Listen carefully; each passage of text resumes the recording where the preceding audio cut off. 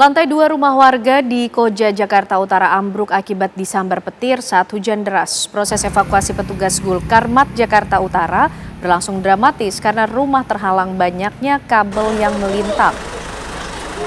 Bangunan lantai 2 rumah warga Jalan Permata 6 Tugu Utara, Koja, Jakarta Utara ambruk pada Minggu siang. Atap dan sebagian temboknya runtuh menimpa barang-barang yang ada di bawahnya. Pemilik rumah mengaku rumahnya ambruk akibat tersambar petir saat hujan deras. Petugas Gulkarmat Jakarta Utara mengevakuasi tembok yang miring ke jalan karena khawatir menimpa orang yang melintas. Tidak ada korban jiwa maupun terluka karena lantai 2 rumah dijadikan tempat menjemur pakaian.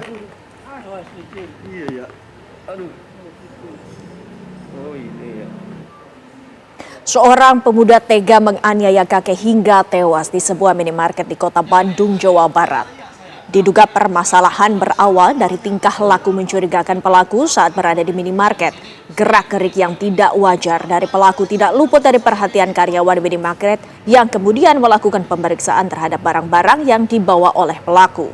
Situasi mulai memanas dan terdengar oleh korban yang saat itu berada di dalam minimarket. Dengan bermaksud untuk melerai, korban meminta pelaku membayar barang-barang yang telah dibawa terlebih dahulu. Merasa tersinggung, pelaku justru melampiaskan kemarahannya kepada korban. Pemuda ini pun akhirnya menggiring korban ke depan minimarket untuk berkelahi. Korban sempat mendapatkan perawatan intensif di rumah sakit, namun nyawanya tidak tertolong.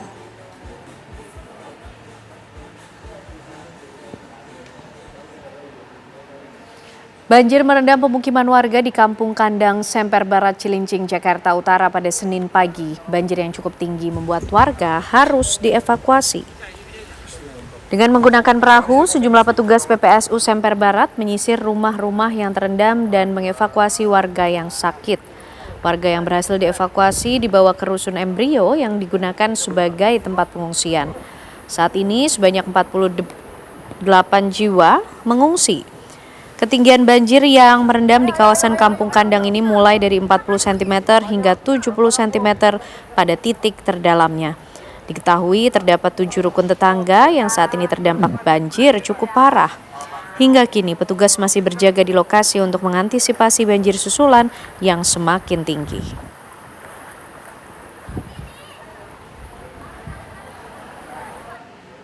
Sementara itu, pemirsa, kemacetan parah di sejumlah ruas jalan ibu kota Jakarta yang disebabkan hujan deras membuat polisi memperbolehkan kendaraan roda 2 masuk ke ruas tol. Hujan deras yang mengguyur wilayah Jakarta sejak Senin pagi menyebabkan banjir di sejumlah jalan arteri utama. Di wilayah Jakarta Utara, Satuan Patroli Jalan Raya Polda Metro Jaya membuka 2 titik akses tol bagi pengendara sepeda motor. Pertama, sepeda motor diperbolehkan masuk ke gerbang tol Sunter lalu keluar di Kebon Bawang. Kemudian rekayasa kedua, motor masuk dari gerbang tol Jembatan 3 dan keluar di Angke. Langkah ini diambil karena Jalan Arteri Yosudarso dan Jalan Pluit Raya tergenang banjir sehingga tidak bisa dilalui kendaraan roda 2. Rekayasa lalu lintas tersebut berlangsung sekitar 20 menit hingga kondisi arteri kembali memungkinkan untuk dilalui sepeda motor. Selama pelaksanaan, polisi memastikan tidak terjadi kecelakaan maupun gangguan keamanan.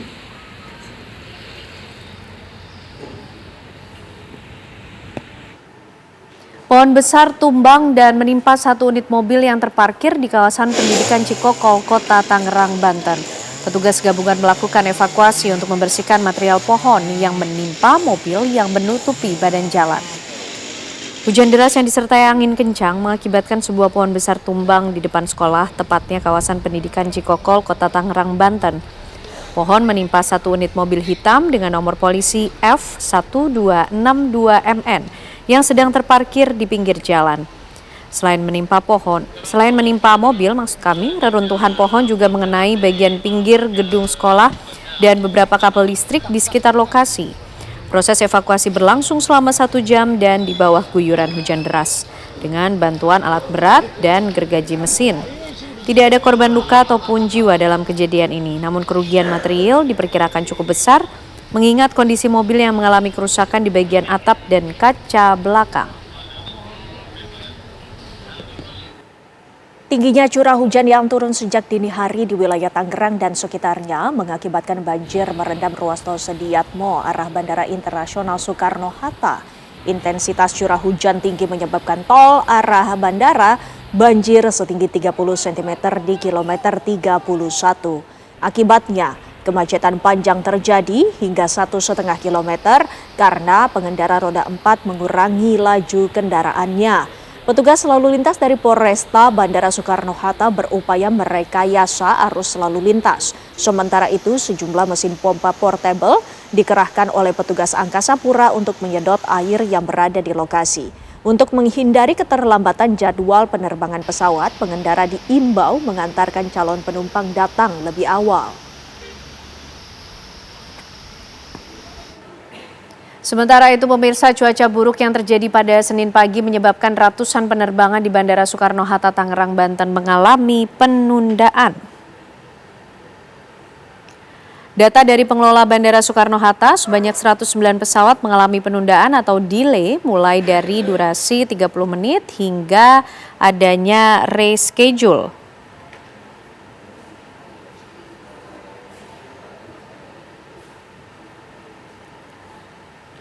Dan sejumlah maskapai yang mengalami keterlambatan diantaranya Lion Air, Citylink, Super Airjet hingga Singapura Airlines.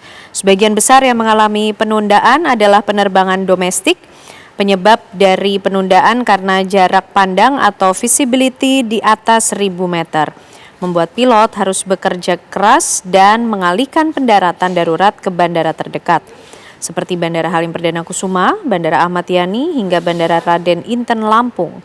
Sejauh ini kondisi penerbangan berangsur normal, namun untuk rute tertentu masih mengalami keterlambatan atau delay. Bahkan ada juga yang direschedule terbang pada esok hari. Dan bagaimana kondisi pasca banjir yang melanda wilayah Jakarta, Tangerang, dan sekitarnya? Kita langsung sapa rekan-rekan kami. Ada Rusdi Muslim yang berada di Bandara Soekarno-Hatta, Tangerang, Banten, dan juga di wilayah Jakarta sudah ada Hafsah Safira. Pertama, kita akan menyapa Hafsah terlebih dahulu untuk mengabarkan bagaimana situasi terkini. Silakan Hafsah.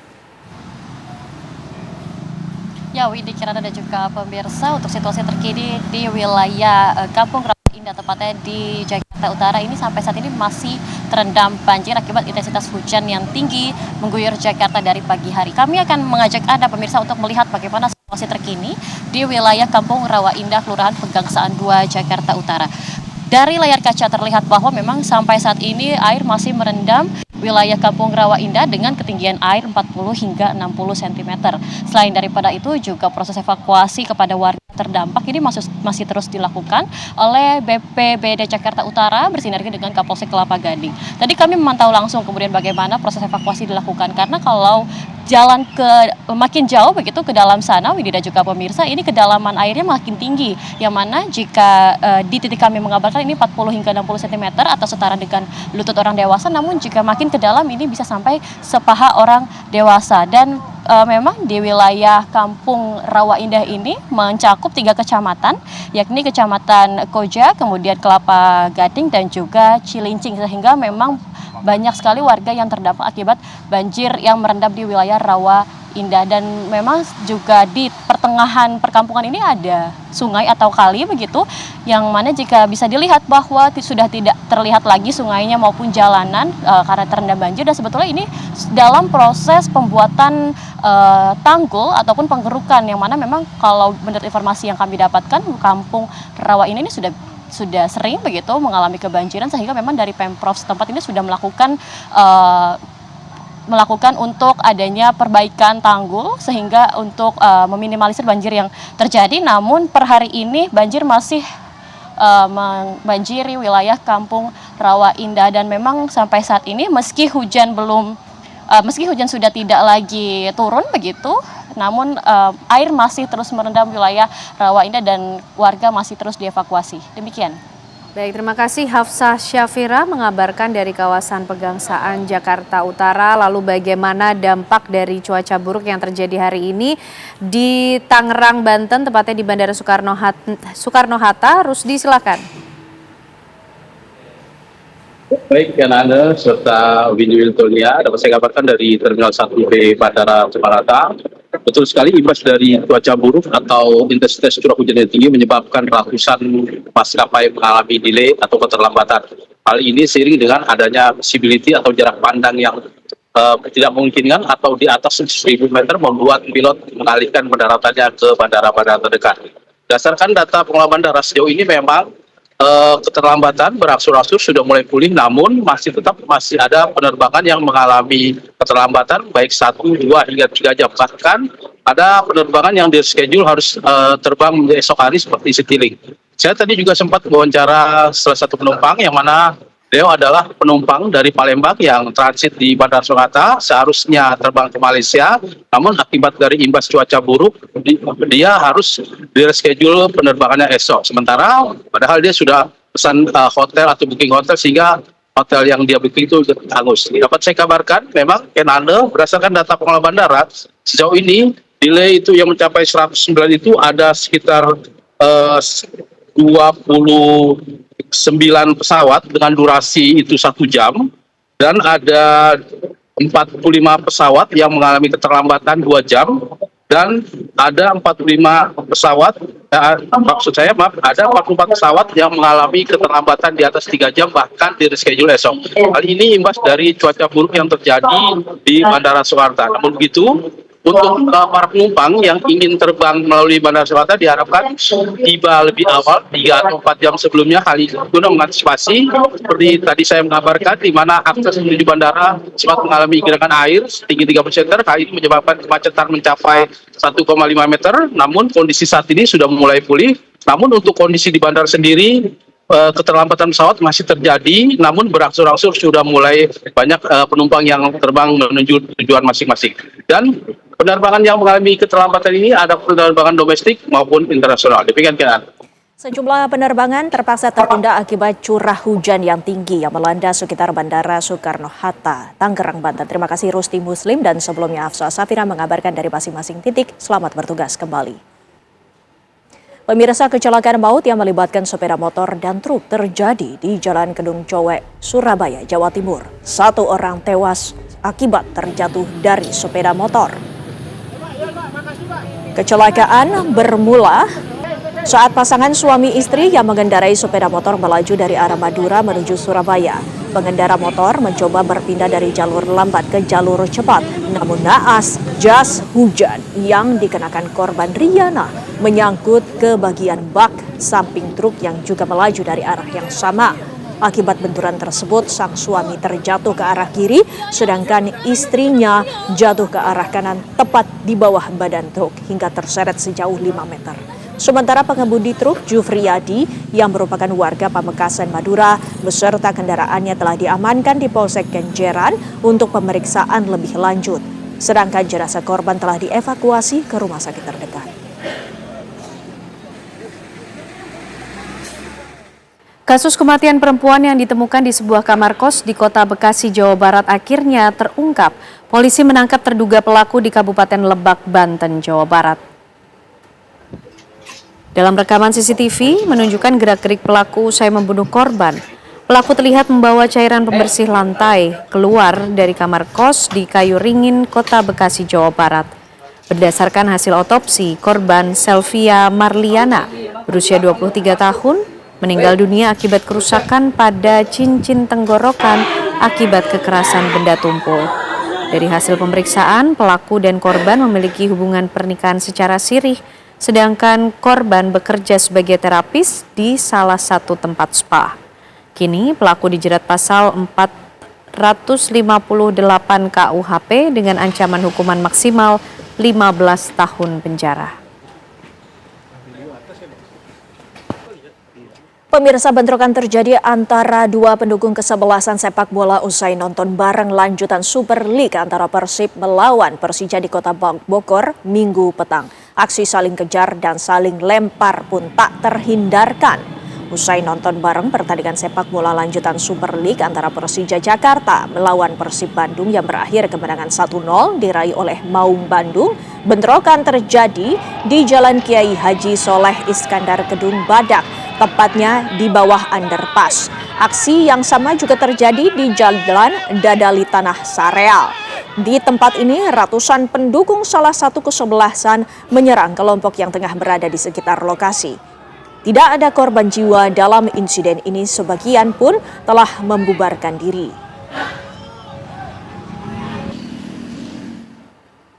Mantan Menteri Pendidikan dan Kebudayaan Nadiem Makarim kembali menjalani sidang di Pengadilan Tipikor Jakarta. Agenda sidang hari ini adalah pembacaan putusan sela yang merupakan penentuan apakah berkas perkara atas nama Nadiem Makarim berlanjut ke tahap pembuktian atau tidak.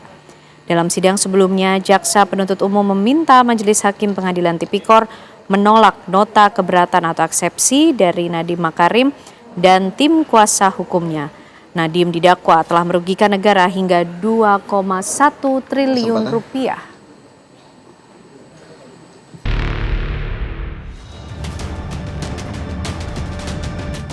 Komisi Pemberantasan Korupsi KPK memastikan tidak lagi menampilkan tersangka kasus korupsi dalam konferensi pers.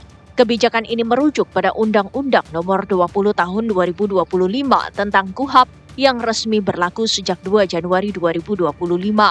PLT Deputi Penindakan dan Eksekusi KPK Asep Guntur Rahayu menegaskan, langkah tersebut diambil karena KPK telah mengadopsi KUHP baru yang mengatur perlindungan hak tersangka dan asas praduga tak bersalah.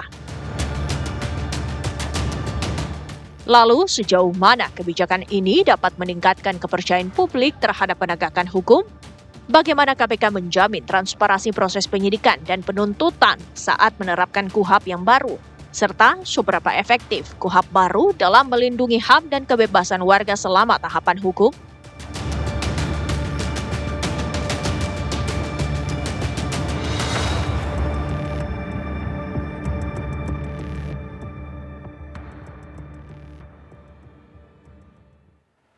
Ya, pemirsa, Komisi Pemberantasan Korupsi ini memastikan tidak akan menampilkan tersangka kasus korupsi dalam konferensi pers. Ini merujuk pada Undang-Undang Nomor 20 Tahun 2025 tentang KUHP yang baru berlaku sejak 2 Januari.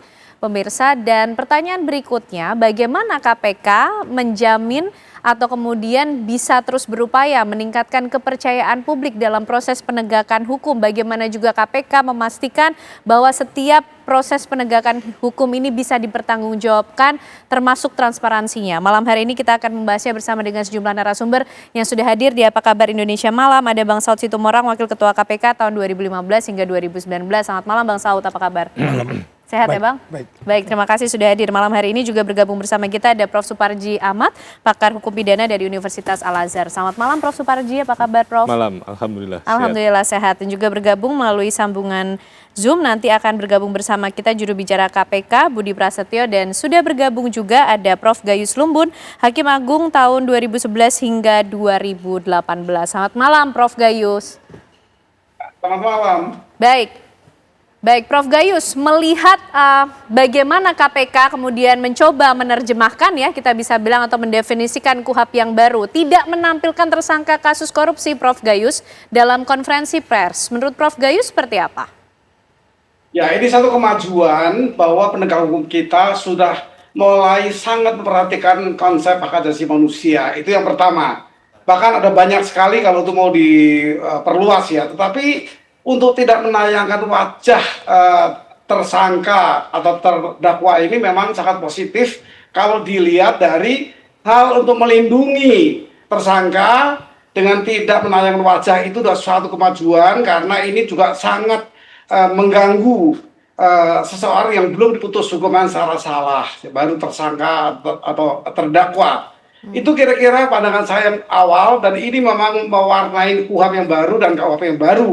Bahwa yang lainnya itu kalau kita temukan di pasal 23 ayat ke-6, yaitu di KUHP yang baru, apabila ada pelaporan dan tidak ditanggapi oleh penyidik, maka itu ada proses yang ditekankan di situ, yaitu di pasal 23 ayat 6 ini, agar melaporkan ke atasan. Ini semua adalah hal-hal menyangkut hak asasi manusia yang perlu dipenuhi butuhannya. Nah, tapi juga ada negatifnya untuk tidak menayangkan wajah itu, karena mungkin dapat dikasihkan sebagai kurang transparan. Ya. Itu kira-kira sehingga menayangkan wajah yang nantinya bisa dipakai sebagai deterrent effect atau efek jerah pada masyarakat itu akan menjadi berkurang. Kira-kira begitu sementara ini jawaban Baik, saya. Bang Saud, ada positif negatifnya, tapi menurut Prof. Gayus ini suatu tanda kemajuan kalau kita bicara konteksnya HAM dan juga asas praduga tak bersalah. Itu yang seharusnya menjadi pertimbangan sehingga KPK mengambil langkah menerjemahkan KUHP yang baru, Bang Saud. Kalau saya mengambilnya dari beberapa hal ya. Pertama dari seperti apa yang saya lakukan selama 4 tahun di sana. Kita nggak pernah melakukan itu. Apakah itu hasil pengembangan, apakah itu hasil OTT, kita nggak pernah tunjukin orang. Gitu. Alasannya apa pada saat itu, Bang? Banyak alasannya. Kita tentu lebih jauh lagi kalau kita bicara bagaimana sebenarnya hak-hak seorang terduga untuk kemudian dia bisa membela. Oke, KPK bisa kalah, bisa salah, maksudnya kalah di pengadilan, tetapi kita tetap memegang conviction rate 100%. Artinya kita harus menang. Jadi itu saja kita waktu itu sangat hati-hati. Kalau kerugian negara, perhitungannya mesti bila perlu di double check, cross check, perhitungannya benar dan seterusnya. Itu tidak pernah kita lakukan waktu itu. Nah kemudian masuk periode KPK Jilid 5 itu dilakukan. Alasannya apa? Ya kita juga nggak jelas alasannya apa gitu kan. Karena kan ada value, ada strategi, terlebih nilai-nilai yang di KPK yang kita miliki waktu itu. Sekarang pertanyaannya adalah, kalau menurut saya kita nggak usah debat soal rompi orange deh gitu. Di KUHP yang baru ini ada larangan nggak yang disebutnya sebagai rompi orange ini? Ada nggak larangan tidak menunjukkan? Coba baca di KUHP yang sekarang, ada nggak? Tidak boleh expose, wajah nggak boleh ditunjukkan. Jangan lupa bahwa kalau kita bicara undang-undang itu ada yang disebut sebagai skripta, strikta, dan serta. Skriptanya ada nggak? Nggak boleh expose. Ada wajah ada nggak di KUHP itu ada nggak? Nggak ada. Jadi ini bukan soal sesuatu yang diperdebatkan boleh atau tidak sebenarnya. Tetapi bagaimana sebenarnya? Karena skripnya tidak ada di KUHP itu. OTT tidak boleh nunjukin muka. Undang-undang itu harus skripnya jelas, striknya jelas, serta nggak boleh ragu. Jadi sebenarnya apa yang dilakukan mereka sekarang tidak salah juga, tetapi kenapa ini mengubah dari style sebelumnya yang kami tidak pernah melakukan kemudian dilakukan terus mundur lagi. Inilah kalau kita memberantas korupsi tidak dilakukan dengan sustainable. Pemberantasan korupsi itu terus naik begitu. Oke, dulu kita nggak expose, sekarang di-expose, kemudian mundur. Ini kan orang melihatnya jadi mundur kan? Ya, itu yang saya sebutkan. Hati-hati Anda memberantas korupsi itu. Kalau Anda yang gimmick aja Anda keceblos. Itu kira-kira. Oke, kalau dari sejarah perjalanannya, model-model yang digunakan, Bang Saud bilang ini justru kemunduran lagi kalau balik seperti model yang lama. Kalau Prof. Suparji melihatnya gimana, Prof? Tadi bicara juga soal undang-undang yang sebetulnya tidak mengatakan secara jelas boleh atau tidak. Nah, bagaimana sih Prof mengenai penerjemahan KUHP yang baru ini?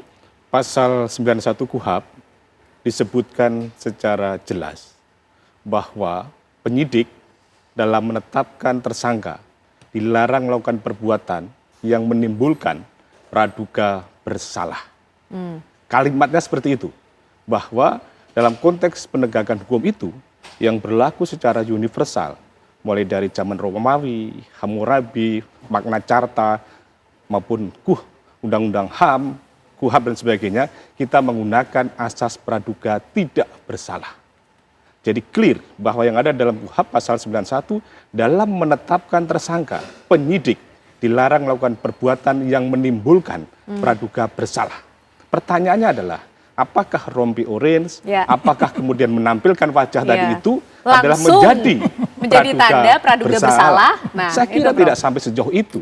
Yang terpenting adalah bagaimana hak-hak tersangka itu terlindungi.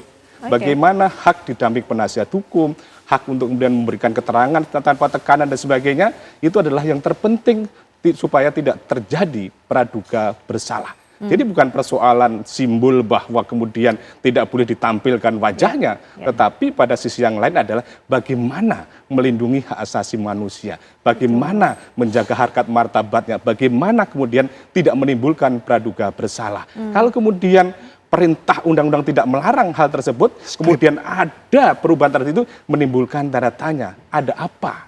Apakah kemudian dalam rangka memberikan perlindungan hak asasi manusia harus kemudian tidak diumumkan? Padahal sisi yang lain perlu transparansi, perlu keterbukaan, perlu akuntabilitas dan sebagainya. Apakah tidak modifikasi seandainya khawatir menimbulkan praduga bersalah, ya diumumkan, wajahnya di blur dan sebagainya. Tetapi yang terpenting adalah jangan sampai diumumkan orangnya nggak ada.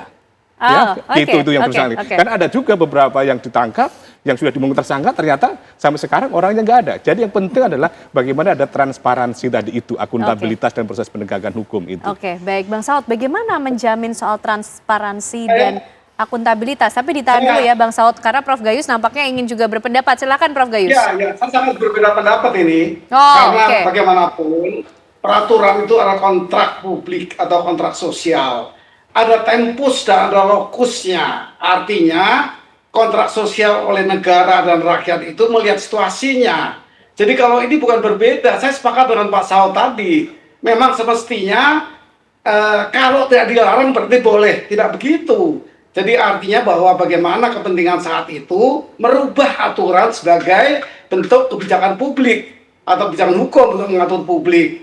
Itu seperti itu, jadi tidak harus sama dari zaman Hammurabi misalnya, tentu tidak sama karena tiap negara pada saatnya itu punya politik hukum namanya, punya kebijakan hukum. Oke. Tapi bagaimana menjawab mengenai transparansi dan akuntabilitas Prof Gayus? Ini yang kemudian tadi juga disampaikan Prof Gayus, ada kemudian dampak negatifnya juga yang bisa dihadapi, Prof. Transparansi itu tidak berhenti di penyelidik atau di penyidik, nanti di pengadilan itu akan lebih transparan, adil apakah tidak adil. Artinya apakah sudah ada keadilan substantif, itu yang penting.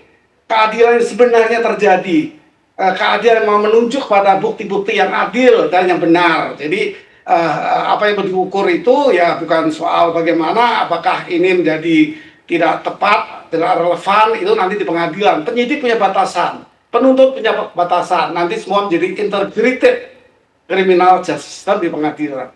Oke, baik. Kalau dari sisi KPK seperti apa sih Bang Saud perihal menampilkan atau tidak tersangka, kemudian menjamin hak asasi manusia, menjunjung asas praduga tak bersalah, tapi jangan lupa harus juga transparan ketika melakukan proses penegakan hukum. Iya kan, by definition itu Anda nggak akan bisa memberantas korupsi kalau Anda tidak transparan, tidak akuntabel, tidak bebas konflik kepentingan, tidak fairness. 4 hal ini. Ya kan? Bagaimana kita bisa mengatakan fair gitu? Yang sebelum-sebelumnya ditunjukin gitu ya kan. Oke, ini perubahan. Nah, makanya soal tafsir. Makanya saya bilang Republik ini ngawur sejak merdeka sampai hari ini, ngawur karena soal skrip. Makanya dibilang undang-undang itu harus skriptanya jelas, tertulis, jangan nafsir-nafsirkan yang nggak ada. Skripta. 3 prinsip undang-undang. Iya, harus skripta dan yang disebutnya strict, jelas. Ini nggak dilarang KPK, mereka bisa bikin SOP, gampang itu. Tetapi kan perdebatan kita hari ini masih soal tafsir lagi kan. Betul. Setelah saya bilang tadi skripta, strikta, dan serta, ini kan jadi ragu. Karena publik tidak diedukasi dengan baik. Bahwa kita kalau belajar di Fakultas Hukum, Anda ke Amerika kemanapun itu semester 2, semester 3 bicara 3 prinsip ini. Jadi jangan main tafsir-tafsir aja. Kalau nggak ada tertulis jangan ditafsirin gitu loh. Ini kan kekacauan kita, baik putusan-putusan di mana juga gitu, selalu begitu. Nah sekarang KPK tidak dilarang, tidak disuruh. Tapi mereka boleh bikin SOP. Pertanyaannya publik kan, termasuk Mbak tanya hari ini kok beda ya Pak Saud. Jadi saya nggak ada berita nih, susah juga teman-teman udah nungguin. Mau expose wajahnya nggak ada, sehingga nggak ada nilai newsnya. Ya kan? Jadi ini bukan soal politikal, ini hukum. Hukum yang menurut saya, yang kita sebutkan tadi, Anda harus yang disebutnya transparan, akuntabel, bebas dari konflik kepentingan, dan fairness. Ya. Selama Anda tidak melakukan ini, 4 prinsip ini, kita ini hanya nabrak sana aja. Selain 3 prinsip soal hukum tadi itu. Jadi sekali lagi, KPK silakan mereka akan membentuk SOP, mereka boleh atur itu, karena nggak dilarang juga. Tetapi kalau kita bicara transparan tadi, disampaikan Profesor tadi, coba Anda jabarkan variabel transparan, variabel akuntabel, variabel kemudian bebas konflik kepentingan. Nah, itu coba dijabarin lagi lebih detail. Kalau saya bilang ini relevan juga. Tapi kalau pilihannya expose atau tidak, ya itu tadi kembali lagi bagaimana kita bisa sebenarnya melakukan proses ini sesuai dengan due process of law yang benar. Due process of law yang benar itu seperti apa? Kita udah bikin KUHP baru. Tapi KUHP barunya menimbulkan pertanyaan. Jangan bikin tafsir-tafsir yang jadi kemudian publik jadi ragu kan. Tafsirnya tidak hanya di aparat penegak hukum, tapi bisa sampai ke publik yang mungkin menanyakan soal transparansi proses penegakan hukumnya seperti apa. Karena harusnya KPK melaksanakan tanggung jawab dan tugasnya harus berdasarkan 4 prinsip tadi sebetulnya ya. Nah nanti dijawabnya oleh para narasumber, usai jeda kami kembali hadir untuk Anda pemirsa. Baik, pemirsa, kita masih membahas dan coba mencari jawaban mengapa tersangka kasus korupsi tidak lagi dipamerkan. Prof. Suparji, tadi kita bicara soal bagaimana bila nanti publik mempertanyakan soal transparansi proses penegakan hukum tanpa mengekspos siapa tersangkanya, Prof. Ya, akhirnya transparansi nanti terwujud pada saat persidangan gitu loh. Ketika dihadirkan bagaimana penuntut umum menghadirkan terdakwa. Tetapi sebetulnya bahwa KUHP ini tadi yang baru pasal 91 itu secara kontekstual tidak kemudian melarang adanya publikasi tadi itu. Tetapi yang diperintahkan oleh KUHP adalah bagaimana memastikan asas praduga tidak bersalah itu dilaksanakan. Dan itulah asas yang berlaku secara universal. Sehingga sebetulnya KPK yang perlu dilakukan adalah bagaimana memastikan proses penegakan hukum tadi itu, penyidikan misalnya menggunakan asas praduga tidak bersalah secara otentik ya, secara nyata. Misalnya memberikan perlindungan hak asasi manusia, memberikan hak tersangka dan lain sebagainya. Itu yang perlu dipastikan. Dan kalau sekarang ini yang mungkin terjadi bahwa ketika menggunakan orange diumumkan kita tersangka itu dianggap melanggar praduga tidak bersalah. Dan mungkin juga ada trauma-trauma tertentu ketika ada beberapa kasus ternyata akhirnya malah diberikan amnesti, abolisi kan itu kan, padahal kemudian sudah terlanjur termanifestasi di masyarakat, ada stigma, dia adalah pelaku tindak pidana korupsi. Mungkin saja sebagai satu bentuk kehati-hatian dalam proses merespon pengalaman selama ini dan sekaligus menindaklanjuti KUHP yang ada, namun yang lebih mendasar lagi adalah bahwa keadilan dalam KUHP yang ada, keadilan korektif, rehabilitatif, ada restoratif pun bisa dilaksanakan dengan baik di dalam konteks penegakan hukum di dalam KUHP tadi itu. Kalau pada akhirnya pilihannya tidak mengumumkan ini namanya ketika tersangka, ya nanti kita tunggu dalam proses persidangan, di mana dalam proses persidangan pasti terdakwanya akan dihadirkan sehingga keterbukaan, transparansi akan muncul di situ karena pilihannya KPK sudah pada sampai di situ tadi itu.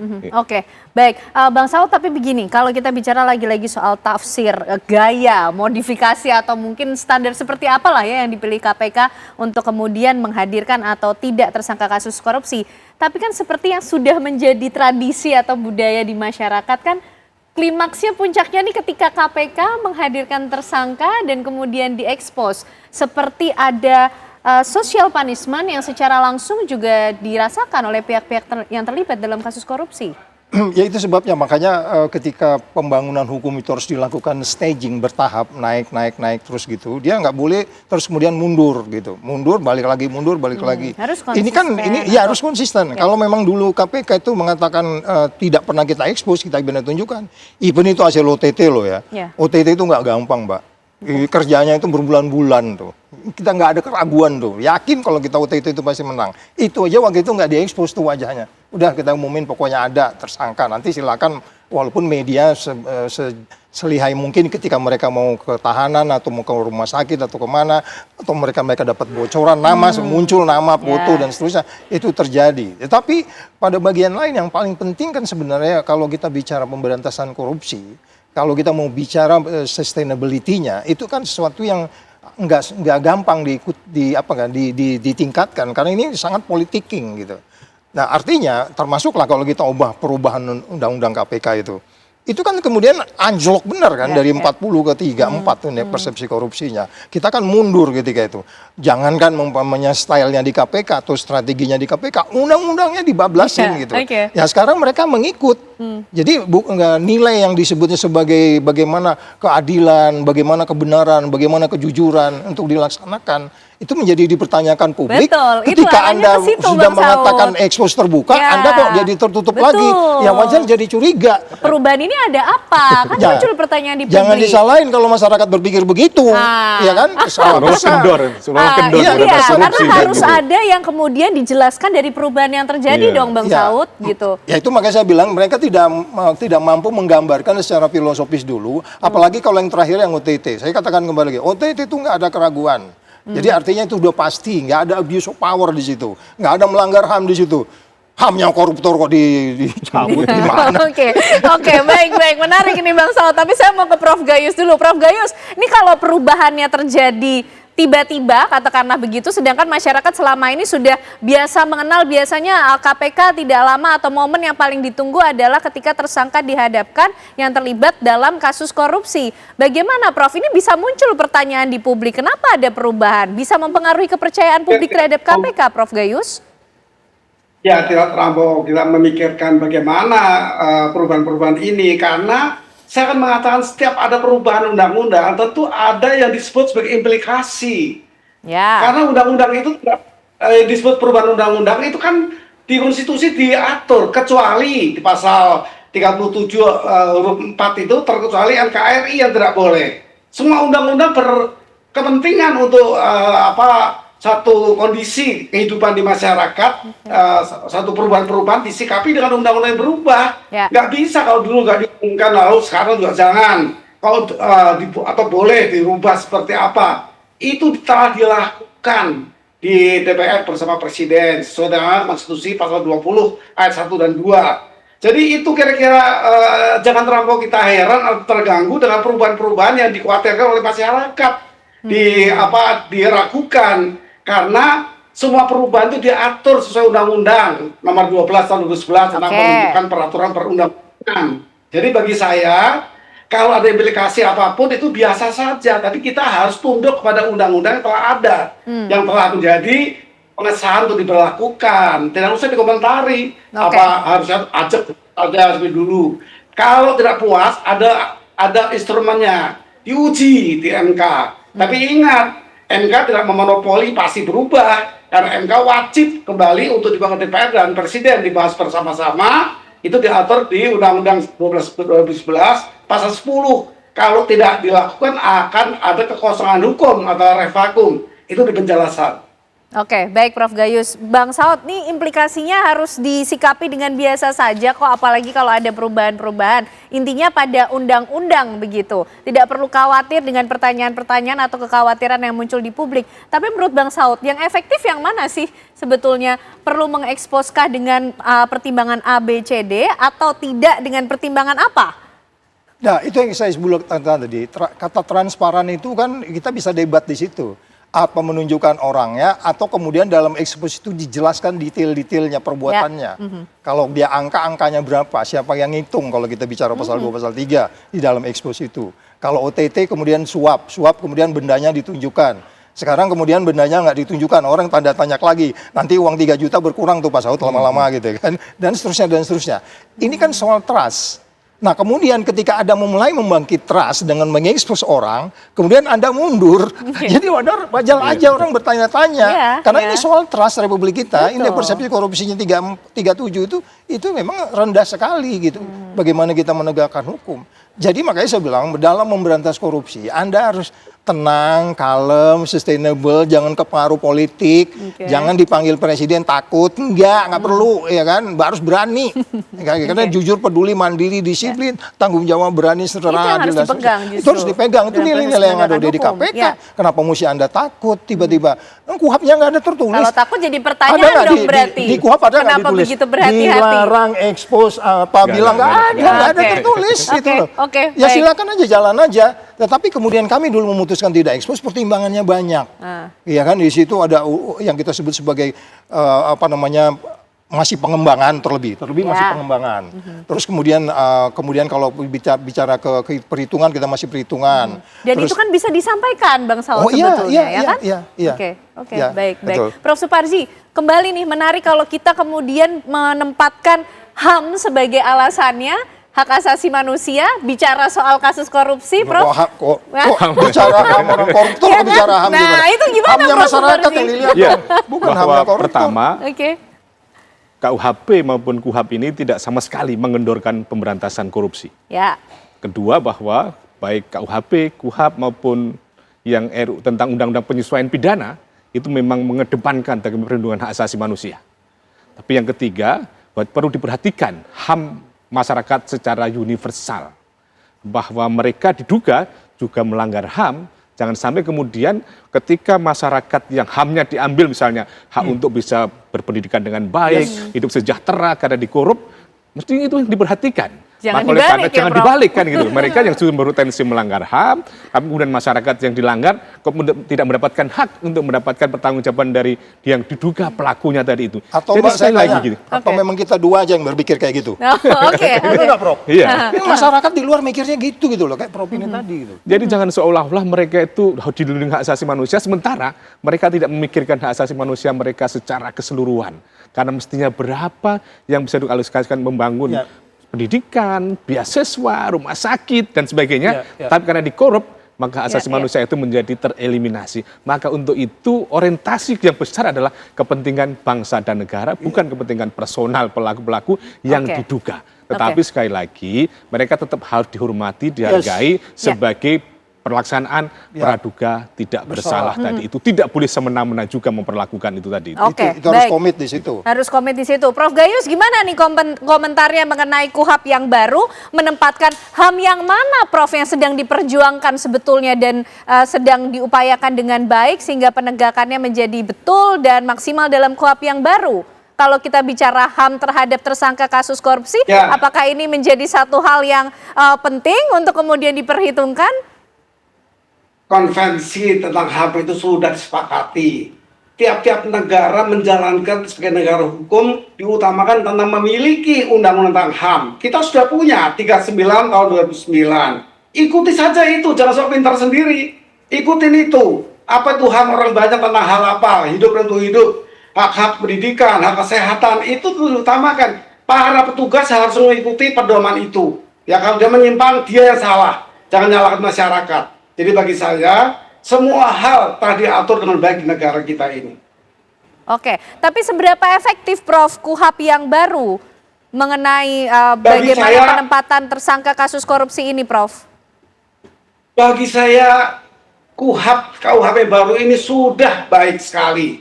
Bisa diterapkan dengan baik. Menteri Hukum dan HAM menegaskan, kalau ada pilihan pun, apakah di pengadilan sekarang menggunakan alamat yang baru, itu ada juga ketentuannya. Apabila lokus tempusnya masih diawali di penggunaan yang lama, pakailah yang lama. Siapa itu pemerintah yang menetapkan? Pemerintah adalah bestir handlingan yang berkuasa terhadap pengaturan publik, bestir, ya. Artinya kita mesti percaya juga kepada para aparatur yang ditugaskan negara di bidangnya. Kontrak publik dengan undang-undang ini sudah melalui berbagai perhatian, kewenangan. Maka saya mengatakan ini sudah merupakan maksimal, yang nanti paling-paling kalau kekurangannya PP, peraturan pemerintah, kalau penjelasan kurang jelas sebagai petunjuk pelaksana teknis, ikuti itu. Karena kita ini masyarakat, petugas untuk melayani masyarakat itu di bawah komando, ya. Oke, Bukan baik. intervensi, tapi komando sebagai bentuk administrasi publik, administrasi negara, ada undang-undangnya. Oke, baik Prof Gayus. Nah, next segmen pemirsa kita juga akan langsung cari tahu jawabannya dari KPK. Apa kemudian yang menjadi pertimbangan kenapa berubah sekarang tidak lagi diekspos tersangka dari kasus korupsi. Usai jeda akan menghadirkan jawabannya untuk Anda. Mengapa tersangka kasus korupsi tak lagi dipamerkan, pemirsa? Langsung saja kita coba cari jawabannya dari juru bicara KPK, ada Mas Budi Prasetyo. Selamat malam, Mas Budi. Halo, selamat malam Mas Budi. Selamat malam, Mbak. Oke, Mas Ya, Budi, selamat malam. apa yang menjadi pertimbangan KPK akhirnya menafsirkan pasal dalam KUHP yang baru dengan tidak mengekspos tersangka kasus korupsi lagi, Mas? Ya, kami merujuk pada KUHP khususnya di pasal 91 bahwa penyidik dilarang melakukan penetapan tersangka perbuatan yang menimbulkan praduga bersalah, sehingga kami mengartikan atau mendefinisikan pasal tersebut untuk kemudian tidak menghadirkan tersangka pada saat konferensi pers, begitu Mbak. Oke, nah tapi apa alasan lain yang kemudian bisa dijelaskan? Karena pertanyaan muncul Mas Budi soal transparansi, akuntabilitas, bagaimana nanti KPK menjamin mengenai hal ini? Kalau terkait dengan transparansi, akuntabilitas tentu tetap kita lakukan karena memang dalam konferensi pers tentu kami sampaikan secara lengkap terkait dengan konstruksi perkaranya seperti apa, bahkan kronologi dari kegiatan penangkapan itu bagaimana, dan juga pihak-pihak yang ditetapkan sebagai tersangka. Kemudian kawan-kawan media tentunya juga tetap bisa mengakses pada para pihak yang ditetapkan sebagai tersangka ini ketika akan dilakukan penahanan ketika pemeriksaan itu selesai, sehingga tetap kawan-kawan media ini juga masih bisa melakukan pemotretan misalnya kepada para pihak yang ditetapkan sebagai tersangka ini. Oke, Mas Begitu, Budi. Mbak. Mas Budi tadi menyampaikan bahwa apa yang ditafsirkan oleh KPK merujuk pada KUHP yang baru. Apakah termasuk mengenai HAM dan juga asas praduga tak bersalah, Mas? Ya, tentu itu juga menjadi salah satu pertimbangan kami begitu, Mbak, mengenai menjaga asasi manusia gitu ya terhadap setiap insan termasuk kepada tersangka ini. Namun demikian kami juga masih terus melakukan pembahasan di internal, jadi nanti kita akan dalami lagi, kita akan pertimbangkan banyak hal, nanti keputusan secara lengkap seperti apa nanti kami akan sampaikan. Karena ini kan juga masih pertama begitu ya Mbak, terkait dengan konferensi pers, terkait dengan kegiatan penangkapan gitu ya, apakah kemudian kita akan tampilkan atau tidak tersangka untuk konferensi pers berikutnya. Oke, baik Mas Budi, mungkin saya ingin tahu juga apakah KPK sudah menyiapkan SOP mengenai hal ini? Ya, terkait dengan SOP itu juga sedang dalam proses penyiapan ya, karena memang ini sedang dibahas di internal kami, khususnya di aspek hukumnya begitu ya, penyesuaian-penyesuaian yang dibutuhkan terkait dengan KUHP dan KUHP baru ini. Oke, baik Prof. Suparji, melihat apa yang tadi menjadi jawaban dari KPK, kembali lagi katanya merujuk pada KUHP, Prof. Nah, tapi sepertinya yang ada di KUHP banyak kemudian kata-kata atau narasi yang menimbulkan tafsir banyak begitu, Prof. Suparji. Ya, penafsiran dari KPK bahwa perbuatan yang diduga menimbulkan praduga bersalah itu adalah konferensi pers tadi itu, mengekspos tadi itu. Padahal tidak seperti itu. Mestinya ada cara lain yang kemudian bisa melindungi bagaimana praduga tidak bersalah itu dilaksanakan dengan baik gitu, dengan benar.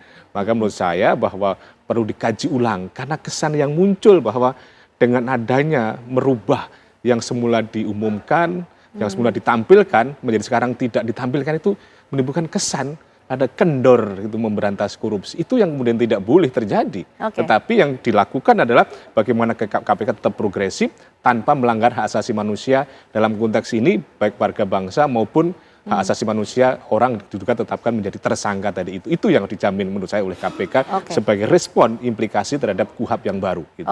Bang Saud melihat apa yang kemudian menjadi alasan pertimbangan dari KPK tadi yang disampaikan oleh Mas Budi, Bang Saud melihatnya seperti apa? Ya, lagi-lagi soal skripnya ya. Profesor udah dengan skripnya itu nggak ada statement nyata. Undang-undang itu nggak boleh sesuka-suka kita menafsirkannya. Ya, makanya itu tadi kan prinsip 3 hal tadi itu, skripnya harus strict dan certain, serta. Jadi di situ masih bisa debatable. Jadi ketika kemudian KPK mencoba membuka itu secara kepada publik, silakan ini orangnya, kami udah dalamin sekian lama, OTT ini udah kami dalamin sekian tahun, laporannya udah banyak dan seterusnya, itu udah dijelaskan dalam struktur dalam konstruksi kasusnya. Nah itu kan itu sudah cukup. Tapi kalau pada bagian lain kemudian dulu kenapa tidak diekspos pada zaman periode saya berada di sana, pertimbangannya pertama lebih kepada pengembangan kasusnya, bukan soal HAM-nya. Soal HAM-nya itu anak-anak bisa motretin dia kok waktu lewat jalan itu mau ke tahanan, mau ke rumah sakit, kita tahu wajahnya si A, namanya si X dan seterusnya. Jadi lebih kepada pengembangan, bagaimana kerawanan case ini. Utama pengembangan kasusnya. Yes, walaupun kalau dia high profile person kita nggak peduli. Ya kan, entah dia itu pimpinan DPR sama dengan pemainnya eselon 2, eselon 3 itu sama kita buat. Jangan dibuat berbeda waktu itu. Pokoknya totally tidak diekspos secara keseluruhan di depan publik yang menurut kita waktu itu ya itu sebenarnya orang yang sudah pasrah bongkoan Anda permalukan lagi gitu. Itu bahasa kita ketika itu. Ketika kemudian Anda mengubah enggak ini koruptor kok, mudah kita sekarang Anda mundur lagi gitu. Itu persoalannya. Prof Gayus, di situ permasalahannya, perubahan-perubahan yang terjadi. Kalau tadi merespon implikasinya harus biasa saja, tapi bagaimana implikasi ke KPK-nya juga, Prof Gayus? Jangan-jangan ini menjadi tanda kendornya kekuatan KPK kah? Ya, tidak boleh berpandangan begitu. Relevansi penggunaan rompi dan borgol itu relevan kalau ditujukan tidak ditayang-tayangkan, tetapi untuk hal-hal yang menyangkut pengamanan, penjagaan, dan pengawalan. Untuk mengawal di Rompi dan Borgol, juga untuk penjagaan. Jadi dua hal itu bagi saya tidak untuk ditayangkan sehingga menimbulkan berbeda dengan undang-undang yang belum diputus oleh hakim, tidak boleh disiarkan sebagai dia telah berbuat salah. Itu mungkin asas yang lebih tegas, dan itu sudah relevan di banyak negara ya, bahwa presumption of innocence itu perlu diperhatikan. Tetapi untuk kepentingan penjagaan dan pengawalan itu masih relevan digunakan. Oke, baik Mas Budi, artinya yang diputuskan oleh KPK tidak mengekspos ini sudah final atau masih akan ada pertimbangan dan kajian lagi? Akan ada perubahan lagi yang kita lihat? Untuk kajian masih terus berjalan, Mbak, karena kan memang ini secara menyeluruh terkait dengan implikasi KUHP dan KUHAP yang baru ini berkaitan dengan tupoksi yang KPK jalankan, banyak irisannya. Nah, ini masih berjalan, dan karena memang kemarin kami juga harus pada saat itu juga melakukan konferensi pers, maka kemudian keputusan yang diambil adalah merujuk pada pasal 91 tersebut. Ini juga salah satu bentuk kehati-hatian KPK supaya proses ini bisa betul-betul firm sesuai dengan ketentuan yang baru berlaku ini. Nah, tadi juga sepakat dengan apa yang disampaikan Pak Saud bahwa transparansi, akuntabilitas adalah bagaimana terkait dengan progresivitas ataupun tindak lanjut pengembangan dari perkara-perkara yang ditangani oleh KPK. Ya. Dan kami juga berkomitmen dalam penyampaian konferensi pers, kami juga selalu sampaikan secara lengkap terkait dengan konstruksi perkara yang kemudian dari situ itu juga menjadi pintu masuk bagi KPK melakukan pengembangan, melakukan penelusuran terhadap pihak-pihak lain yang diduga punya peran terkait dengan konstruksi perkara yang kita jelaskan dalam konferensi pers tersebut. Termasuk dugaan pihak-pihak lain yang juga menerima aliran misalnya. Itu juga kemudian akan kami terus update. Begitu. Oke, baik, artinya KPK juga masih akan terus mengkaji mengenai hal ini, bagaimana menafsirkan KUHAP yang baru. Kita tunggu nanti bagaimana akhirnya keputusan yang diambil oleh KPK mengenai mengekspos atau tidak tersangka dari kasus korupsi dan apa yang menjadi pertimbangan utamanya. Terima kasih Bang Saud, terima kasih Prof. Suparji, terima kasih Prof. Gayus dan juga Mas Budi malam hari ini sudah bergabung bersama kami di Apa Kabar Indonesia Malam. Usai jeda pemirsa, kami masih akan menghadirkan informasi dan pembahasan lain untuk Anda di Apa Kabar Indonesia Malam.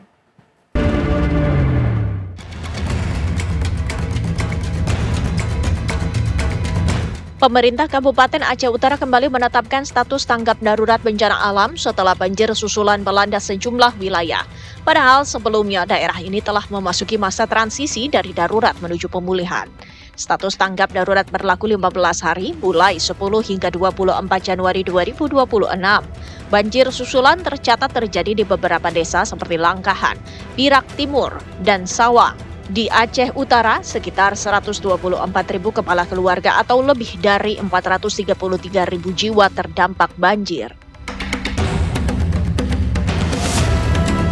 Lantas, bagaimana progres rehabilitasi dan rekonstruksi di Aceh Utara? Apa saja kendala di lapangan?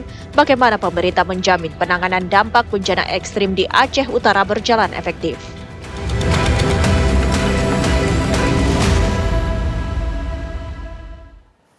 Pemirsa, status tanggap darurat kembali dicanangkan di Aceh Utara setelah sebelumnya telah melalui masa transisi ke pemulihan. Lantas bagaimana progres dari rehabilitasi dan juga rekonstruksi di Aceh? Kami akan membahasnya pemirsa bersama sejumlah narasumber yang saat ini sudah bergabung bersama kami.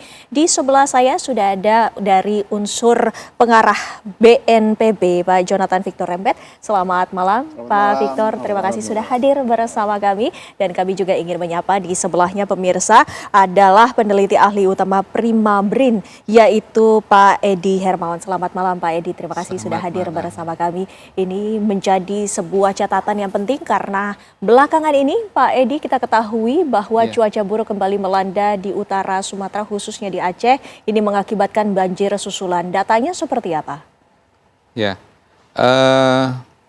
terkait dengan banjir bandang yang ada di Aceh akhir-akhir ini, kami melihatnya bahwa ada faktor utama penyebabnya, yaitu dinamika daripada monsun Asia yang kembali melanda ke wilayah kita, karena memang kondisi itu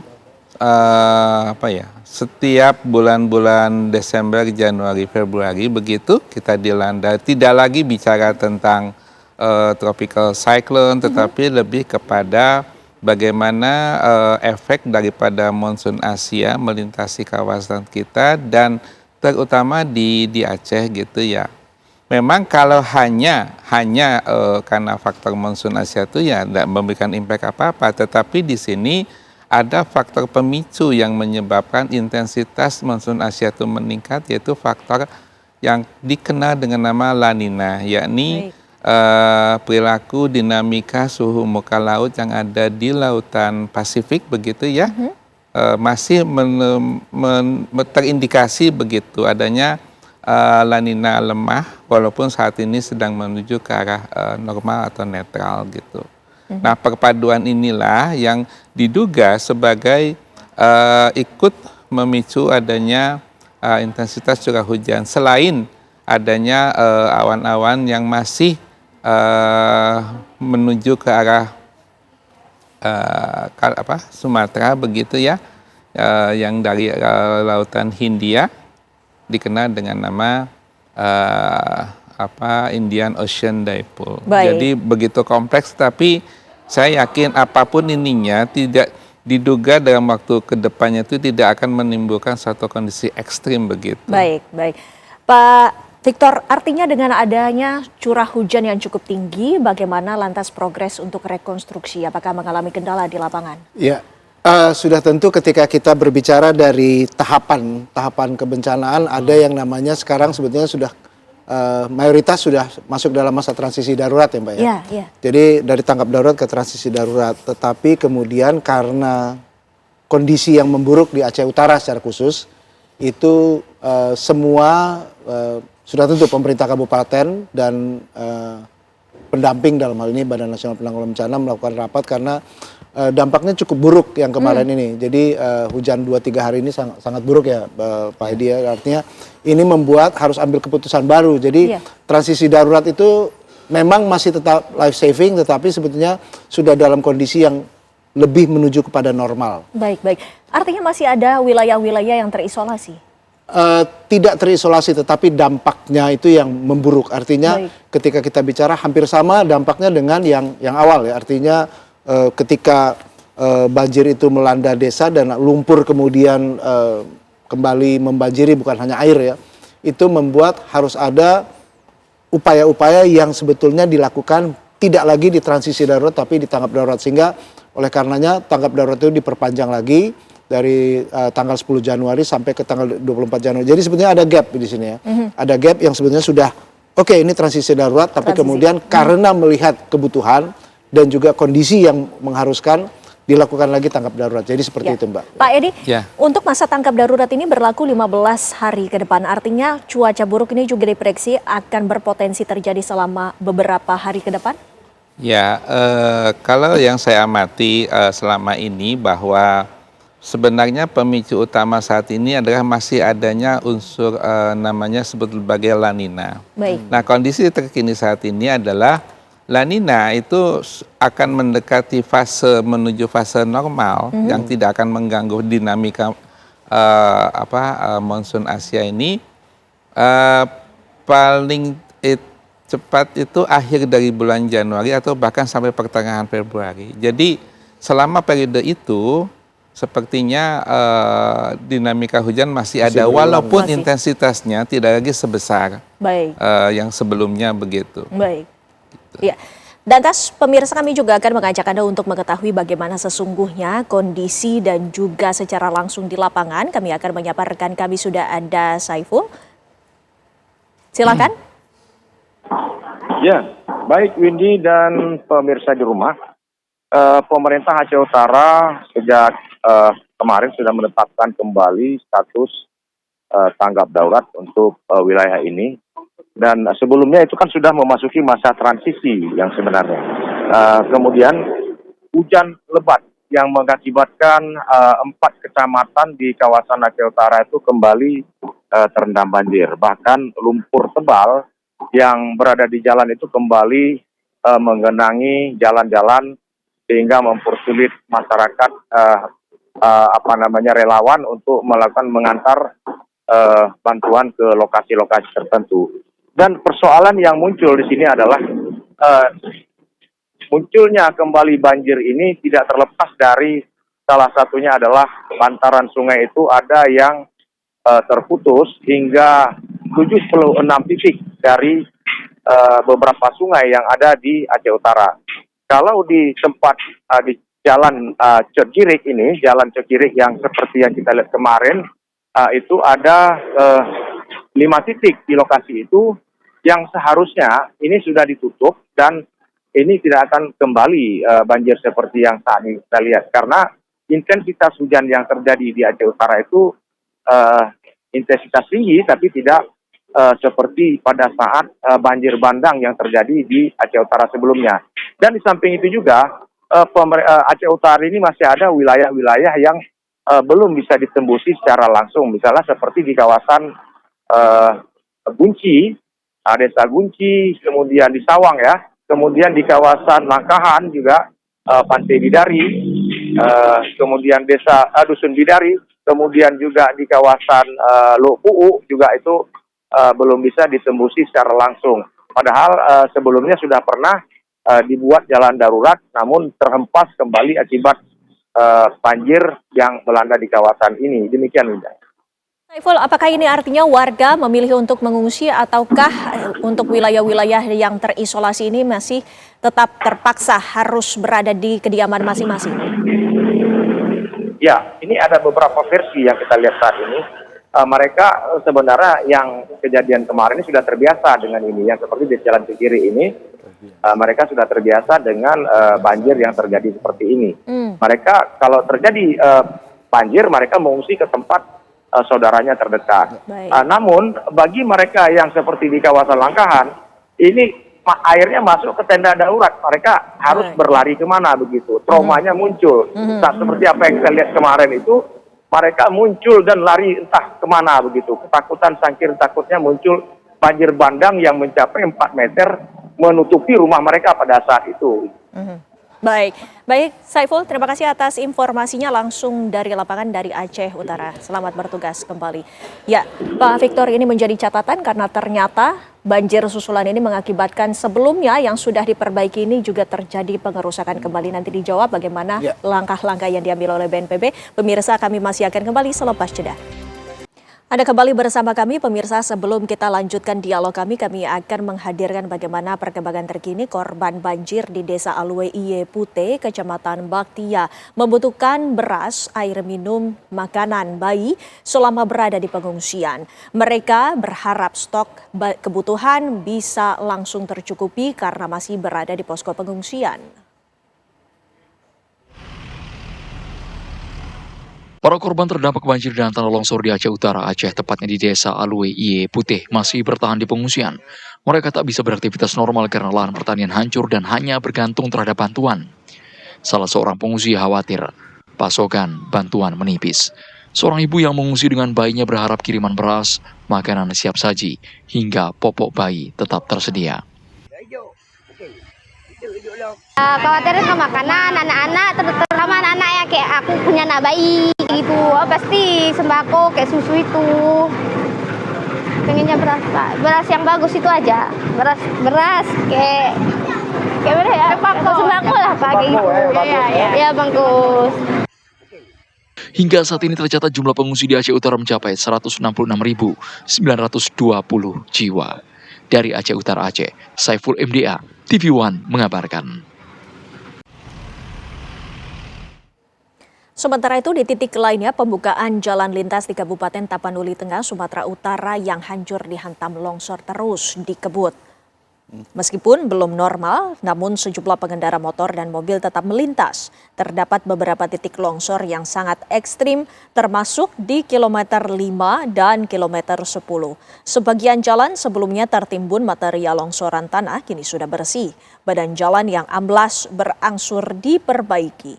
Kendala di lapangan ketika proses perbaikan, yakni ketika hujan kembali turun dengan intensitas tinggi. Jalan ini merupakan akses utama yang dilintasi setiap hari dari kota Sibolga menuju ke Kabupaten Tapanuli Utara dan sebaliknya.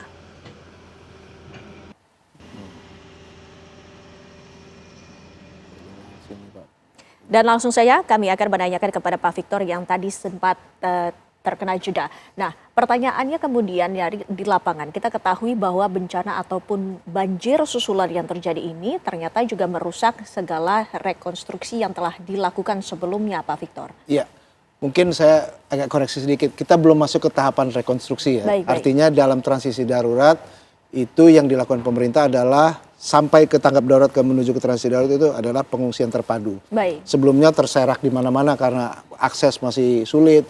Tapi sekarang sudah tadi yang kalau diceritakan oleh reporter di lapangan itu tempat pengungsian terpadu. Jadi mereka panik karena memang air sudah, walaupun sampai sekarang belum ada data resmi kecamatan melaporkan ke kabupaten ya, seperti yang dikatakan oleh reporter. Tapi yang sudah dilakukan sekarang sebetulnya memasuki masa transisi darurat adalah mempersiapkan huntara. Baik. Hunian sementara itu sekitar 8.000 lebih.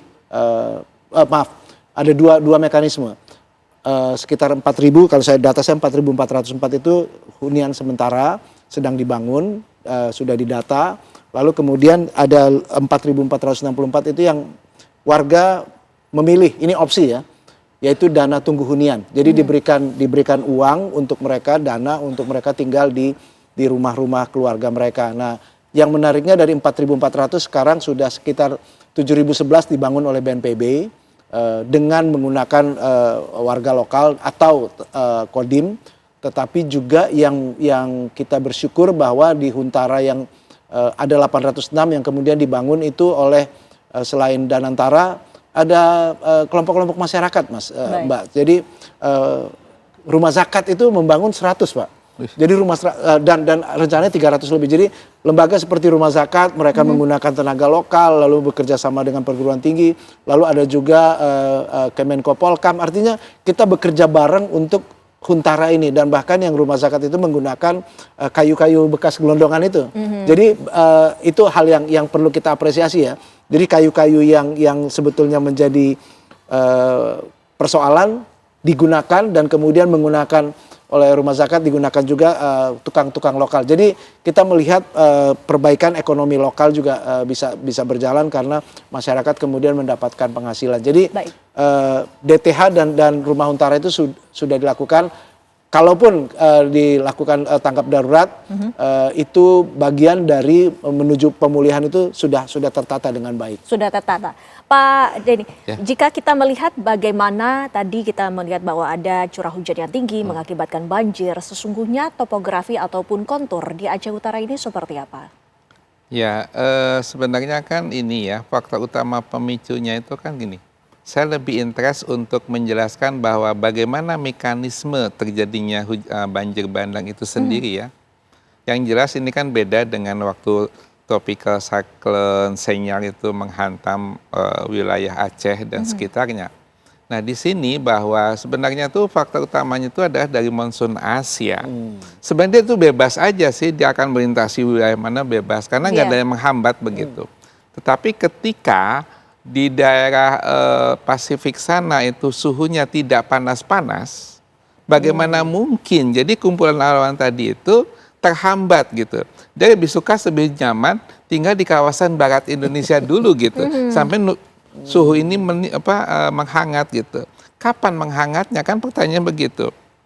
Nah hitung-hitungan kami itu ya ini kembali pada DJF ya, Desember, Januari, Februari. Jadi gini, akhir Februari itulah transisi yang aman begitu. Karena pada saat itu suhunya sudah mulai meningkat hangat, artinya nanti awan-awan dari Asia itu bebas. Nah pada saat itu juga matahari kan tidak lagi di belahan bumi selatan seperti saat ini. Dia akan berangsur menuju belahan bumi utara, artinya kan pusat-pusat tekanan rendah itu akan bergeser begitu. Nah terkait dengan kondisi topografi Aceh, memang kita lihat bahwa saat ini terjadi perubahan yang signifikan gitu. Perubahan itu dipicu dengan adanya perubahan tata guna land use cover. Jadi ruang terbuka hijaunya itu sudah mulai ya bergeser gitu. Akibatnya apa? Kawasan ini tiba-tiba menjadi pusat tekanan rendah karena sifat daratan kan lebih mudah menyerap tapi lebih mudah melepaskan kembali, beda dengan lautan. Sehingga saya punya pemikiran, andai kan itu Aceh kita hilangkan gitu ya, apakah akan terjadi tetap tropical cyclone? Pikir enggak gitu, karena ada faktor yang lain yang memicu mengapa. Jadi sebenarnya itu bebas aja si monsun Asia itu mau lewati.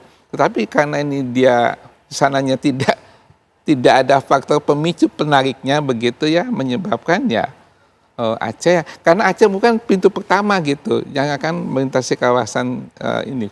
Jadi bagian timur itu monsun Asia dia bebas saja dengan leluasanya begitu. Baik. Nah, disinilah menjadi faktor yang sangat penting untuk diperhatikan. Jadi mekanismenya yang harus dipahami. Mekanisme dari terjadinya siapa pemicunya, siapa akan meredamnya begitu. Baik. Kenapa ketemunya di Aceh? Nah, ini beda lagi. Nah, baik. Pak Victor, kita ketahui dengan curah hujan yang tinggi imbasnya adalah adanya material lumpur dan juga lain sebagainya. Tapi tidak hanya di Aceh Utara, ada beberapa titik lainnya. Mekanismenya ini, langkah-langkah yang dilakukan oleh BNPB seperti apa? Ya, sudah tentu ketika kita masuk dalam transisi darurat, ini kita bicara transisi darurat termasuk Aceh Utara sebetulnya sudah masuk, kita bukan hanya bicara soal angka, karena rasanya kita kehilangan empati kalau mengatakan ini soal angka. Betul, tapi wilayah mana ada yang diprioritaskan? Kalau yang diprioritaskan memang beberapa kabupaten kota yang terdampak, misalnya kalau di Aceh ini kan masih kita berbicara Aceh Utara, Aceh Timur juga masih dan sudah tentu Benar Meriah dan Aceh Tengah. Dan ada beberapa yang sudah memutuskan untuk transisi darurat. Tetapi hitung-hitungannya harus tepat. Jangan sampai nanti kita bekerja keras mendata siapa yang perlu huntara, siapa yang perlu dana tunggu hunian, dan kemudian nanti saat ini sedang dilakukan R3P namanya. R3P itu rencana rehabilitasi rekonstruksi pasca bencana. Karena harus hati-hati karena R3P ini bukan hanya mengembalikan mereka diberikan rumah, tapi mereka rumahnya itu ya selalu saya katakan bukan cuma house tapi home. Artinya ada kehidupan sosial, kehidupan spiritual, rumah ibadah, ekonomi, itu harus dihitung. Dan kemudian huntapnya itu, hunian tetap nantinya itu di mana mereka akan beraktivitas sesudah sekarang ini, itu juga harus aman dari berbagai macam ancaman bencana yang lain. Jangan kita taruh di patahan gempa atau kita taruh di erupsi atau di tsunami. Jadi apalagi kalau banjir ini ya, ini aja banjir lagi trauma mereka. Nah, jadi kalau dikatakan daerah mana, memang pemerintah daerahnya sudah mengambil keputusan bersama, itu daerah-daerah yang transisi darurat itu sudah tentu menjadi bagian yang sudah menuju kepada normal sampai 2-3 bulan bahkan 6 bulan ke depan. Lalu kemudian nanti kita masuk ke rehab rekon itu, makanya Presiden mengeluarkan Kepres nomor 1 tahun 2026 itu untuk membagi siapa-siapa yang bekerja di mana, dan BNPB dengan sangat-sangat hati-hati punya alat yang namanya R3P itu.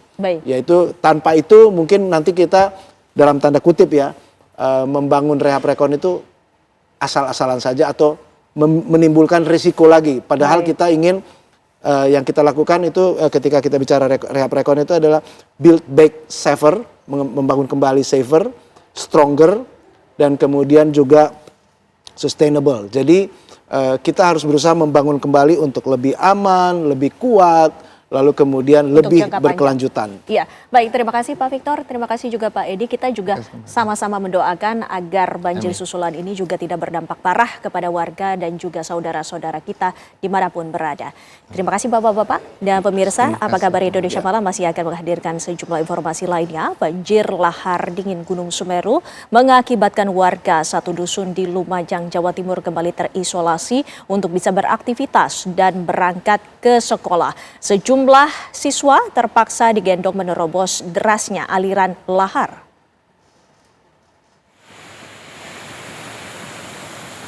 Dusun Sumberlangsep merupakan salah satu dusun yang selalu terisolasi setiap kali banjir lahar Gunung Semeru menerjang. Beginilah kondisi aliran Sungai Regoyo di Desa Jugosari, Kecamatan Candipuro, Lumajang, Jawa Timur. Jalur sungai semakin dalam dan susah dilalui baik motor maupun pejalan kaki. Akibat jembatan Limpas putus total, sejumlah siswa terpaksa harus digendong orang tuanya meskipun aliran sungai masih cukup deras. Ini ada berapa siswa sih Sumber Langsep ini? Banyak. Ya, sampai berapa orang? Kayaknya lebih 50. Ini kalau memang sudah banjir kayak gini, tidak ada jalur lain. Nggak ada. Ini kenapa nekat nyebrangnya? Kayaknya takut ketinggalan pelajaran. Jadi setiap habis banjir, ya beginilah Pak, gendong. Memang tidak ada jalur yang lebih aman, Bu? Tidak ada. Satu-satunya jalur ini Pak. Masyarakat berharap pemerintah segera membangun jembatan yang lebih layak dan aman agar aktivitas warga serta siswa kembali berjalan normal. Dari Lumajang, Jawa Timur, Wawan Sugiarto, TV One mengabarkan. Pemirsa, seorang pemuda tega menganiaya kakek hingga tewas di sebuah minimarket di Kota Bandung, Jawa Barat. Diduga permasalahan berawal dari tingkah laku mencurigakan pelaku saat berada di minimarket. Gerak-gerik tidak wajar pelaku tidak luput dari perhatian karyawan minimarket yang kemudian melakukan pemeriksaan terhadap barang-barang yang dibawa pelaku. Situasi mulai memanas dan terdengar oleh korban yang saat itu berada di dalam minimarket. Dengan maksud melerai, korban meminta pelaku membayar barang-barang yang telah dibawa terlebih dahulu. Merasa tersinggung, pelaku justru melampiaskan kemarahannya kepada korban. Pemuda ini pun akhirnya menggiring korban ke depan minimarket untuk berkelahi. Korban sempat mendapatkan perawatan intensif di rumah sakit, namun nyawanya tidak tertolong.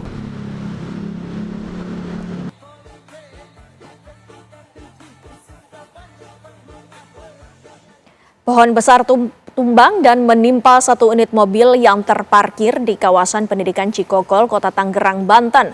Petugas gabungan melakukan evakuasi untuk membersihkan material pohon yang menimpa mobil dan menutupi badan jalan. Hujan deras yang disertai angin kencang mengakibatkan sebuah pohon besar tumbang di depan sekolah, tepatnya kawasan pendidikan Cikokol, Kota Tangerang, Banten. Pohon menimpa satu unit mobil hitam dengan nomor polisi F1262MN yang sedang terparkir di pinggir jalan. Selain menimpa mobil, reruntuhan pohon juga mengenai bagian pinggir gedung sekolah dan beberapa kabel listrik di sekitar lokasi. Proses evakuasi berlangsung selama 1 jam dan di bawah guyuran hujan deras dengan bantuan alat berat dan gergaji mesin. Tidak ada korban luka ataupun jiwa dalam kejadian ini, namun kerugian material diperkirakan cukup besar mengingat kondisi mobil yang mengalami kerusakan di bagian atap dan kaca belakang.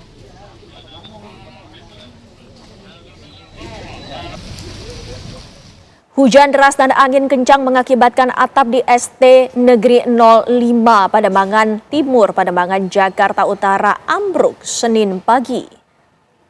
Terlihat air mengalir deras dari celah-celah atap yang ambruk. Ini terjadi di saat proses belajar mengajar sedang berlangsung sehingga para pelajar maupun guru panik meninggalkan kelas. Atap kelas sekolah yang roboh berada di lantai 4 berdampak pada 5 ruang kelas. Listrik pun harus dipadamkan dan para siswa dipulangkan lebih cepat.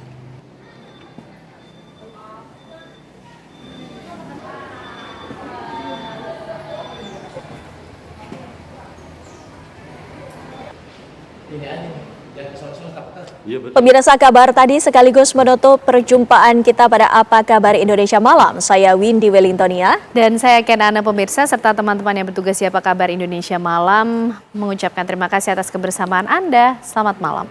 Sampai jumpa.